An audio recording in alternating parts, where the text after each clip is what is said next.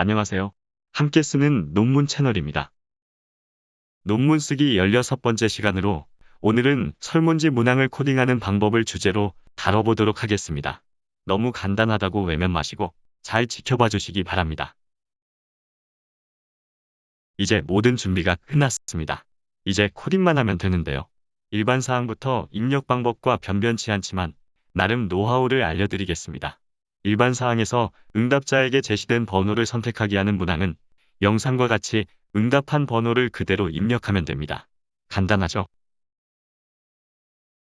근데 이제 혹시라도 아주 드물 것이지만 성별, 나이, 지역 등을 응답자에게 직접 작성하도록 한 경우와 문항 내에서의 기타 항목, 그리고 야심차게 현장의 목소리를 들어보시려고 아예 주관식 문항을 만든 경우가 있을 것입니다. 이런 문항과 답변들은 따로 정리하면서 신경 써서 코딩해야 하므로 좀 귀찮기도 하고 코딩 시간도 꽤 잡아먹을 것입니다. 근데 왜 설문지 작성 시간에 말 안 해줬냐?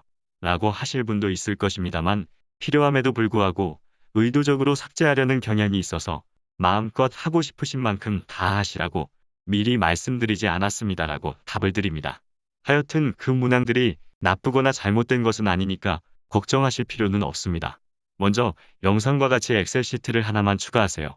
응답자가 직접 쓴 모든 답변 내용은 그대로 또는 요약해서 코딩해도 상관없습니다. 하지만 코딩한 것을 분석할 때는 통계 프로그램에서 다음에 알려드릴 작업을 똑같이 하시게 됩니다. 근데 이걸 코딩 때 하시는 것이 수월하기 때문에 말씀드리는 것입니다. 분석을 의뢰하시는 경우에도 일단 분석하는 사람에게 설명을 많이 해야 하고 분석하는 사람이 귀찮고 오류가 발생할 수도 있어서 제가 말씀드린 내용을 직접 해서 달라고 하거나 비용이 올라갈 수도 있어요. 두 번째, 직접 하실 경우에도 서툰 통계 프로그램에서 우왕좌왕 하시기보다는 여기서 작성한 것을 그냥 복사해서 붙여넣으면 되니까 훨씬 수월합니다. 그럼 이제 성별, 나이, 지역 등을 응답자가 작성하도록 하신 경우부터 설명드릴게요. 어렵지는 않습니다. 먼저 성별의 경우 추가된 시트의 영상과 같이 해당 문항의 네이밍을 복사해서 붙여두고 여자는 1번, 남자는 2번 이런 식으로 입력하면 됩니다. 두 번째, 나이의 경우는 네이밍을 복사해서 붙인 다음 범주를 설정해야 합니다. 왜냐하면 22살과 23살, 34살과 35살의 의견 차이가 큰 의미가 없기 때문입니다. 그래서 영상과 같이 나이를 5살이나 10살 단위로 묶어주는 것이 보편적입니다. 근데 연령대를 세분하면 좀 더 분석 내용이 심오해질 것 같으셔서 나이의 범주를 세분화하시려는 분들이 많은데 표본수가 적고 연령대가 다양하다면 큰 의미는 없습니다. 물론 통계 프로그램에서 수정해도 되니까 너무 고민 마시고 마음 가는 대로 범주를 설정하시면 됩니다. 단 표본수가 적지만 나이대가 하나의 연령대거나 두세 개 정도의 연령대라면 3살이나 5살 단위 정도로 범주를 설정하는 것이 분석에 더 효과적일 것입니다. 지역 문항은 지역 간 비교를 위해서 응답자에게 자신이 속한 시나 도 또는 구나 군 또는 동이나 면을 작성하게 한 경우와 시에 속한 구, 도에 속한 군, 구에 속한 동, 군에 속한 면 등과 같이 2개 이상의 지역에서 각 지역에 속한 하위 단위까지 작성하게 한 경우가 대부분일 것입니다. 응답자에게 자신이 속한 시나 도 또는 구나 군 또는 동이나 면을 작성하게 한 경우에는 영상과 같이 지역은 분할하지 않고 해당 지역의 번호를 각각 부여하면 됩니다. 응답자에게 2개 이상의 지역에서 각 지역에 속한 하위 단위까지 작성하게 한 경우에는 네이밍에서 설명드렸듯이 영상처럼 비교 지역의 수만큼 지역 네이밍을 나누고 각 지역에 속한 하위 단위에 각각 번호를 부여하면 됩니다. 그럼 이제 기타 항목 코딩 방법을 알려드릴게요.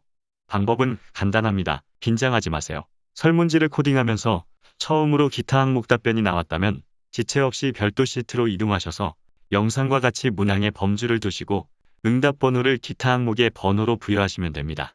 그리고 다음에 나오는 기타 항목 답변들은 그 다음 번호부터 순서대로 주시면 되고요. 그럴 분은 안 계시겠지만 기존에 부여한 응답 번호와 동일하거나 유사한 답변의 경우는 그것을 또 새로운 응답 번호로 만들지 마시고 그냥 코딩 시트에 기존에 설정된 해당 응답 번호를 바로 입력하시면 됩니다. 기타 항목에 체크하고 내용은 작성하지 않은 응답도 종종 있을 것입니다. 그 문항에 대한 응답은 입력하지 마시고 비워둔 채로 다음 문항을 코딩하시면 돼요. 그 설문지에서 그 문항은 버리는 것입니다. 이제 아예 문항 자체가 주관식인 것을 입력하는 방법입니다. 도대체 왜 이걸 만드신 건가요? 농담입니다. 작성 방법은 기타 항목과 유사합니다. 이것도 간단하다는 뜻이죠. 아까와 같이 주관식 답변을 맞닥뜨리시게 되면 지체 없이 별도의 시트로 이동하셔서 영상과 같이 해당 문항 번호를 두시고 처음 나온 답변부터 순서대로 응답 번호를 부여하시면 됩니다. 주관식이니까 처음 나온 답변의 응답 번호는 1번이 되겠죠. 그리고 응답 번호와 함께 적게 되는 답변 내용은 있는 대로 주저리 다 쓰지 마시고 함축해서 아주 짧게 입력하시면 됩니다. 물론 아까와 같이 동일하거나 유사한 내용은 코딩 시트에 기존에 설정된 해당 응답 번호를 입력하시면 됩니다. 다만 주관식 항목은 내용을 파악해서 요약해야 되고 새로 답변이 나올 때마다 번번이 기존 내용과 비교해야 해서 시간을 좀 더 잡아먹을 것입니다. 그렇다고 너무 짜증내실 필요는 없습니다. 이런 기타 항목과 주관식 문항의 답변을 작성하실 일은 생각보다 그리 많지 않을 거니까요. 왜냐하면 응답자도 귀찮거든요. 그래서 기타 항목보다는 대부분 그냥 체크만 하면 되는 곳에 답변했을 것이고 주관식 답변의 응답률은 저조할 것입니다. 그리고 설령 있다 해도 중복 답변이 많을 거예요. 그럼 연구사항을 코딩하는 방법에 대해서 알려드리겠습니다. 여긴 주관식이나 복수응답이 거의 없어서 더 간단합니다. 물론 있다면 앞서 말씀드린 것과 같은 방법으로 하시면 돼요. 자, 없다 치고 대부분 오지선답, 즉 5점 척도일 테니까 그걸 기준으로 말씀드릴게요. 뭐 몇 점 척도이든 다 똑같습니다. 너무 간단해서 놀라실 수도 있습니다. 영상과 같이 설문지의 응답 번호에 체크된 그대로 작성하시면 됩니다. 코딩 방법 끝났습니다. 더 없어요. 간단하죠? 하지만 끄지 마시고 좀만 더 봐주세요. 제가 서두에 지루한 작업이라 했죠.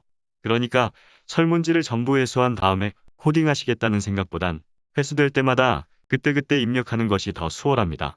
주변 사람에게 시키기도 덜 미안하고요. 그리고 설문지를 코딩하는 데까지는 여러분이 직접 하시는 것이 효율적이지만 통계 프로그램을 잘 다루시는 분들을 제외하고 그렇지 않은 분들은 통계 분석을 직접 하는 것이 효율적인지를 좀 따져보시는 것이 좋을 것 같습니다. 통계 프로그램을 어떤 것으로 선택하느냐서부터 그 프로그램을 사용하는 스킬을 배워서 통계 분석 결과를 해석하시는 것과 통계 분석을 의뢰하는 것 중에 어떤 방식이 본인에게 도움될 것인지를 잘 고민해서 결정하시기를 바랍니다. 저도 그냥 통계 분석과 결과를 읽는 방법을 설명드릴지 통계 프로그램을 다루는 방법부터 설명드릴지를 고민해 보겠습니다. 저도 고민이 많습니다. 하여튼 이제 여기까지 하셨으면 논문은 거의 다 쓰신 것이나 마찬가지이니까 너무 걱정하지는 마시고 여러분도 심사숙고하시기 바랍니다. 그럼 이만 영상을 마치도록 하겠습니다. 시청하시느라 고생 많이 하셨어요. 그리고 시청해 주셔서 감사합니다. 그럼 저도 다음 시간에 어떤 주제로 찾아뵐지를 잘 고민해 보도록 하겠습니다. 시간은 좀 걸릴 것 같습니다. 구독과 좋아요는 좀 안 걸리게 바로 부탁드려요.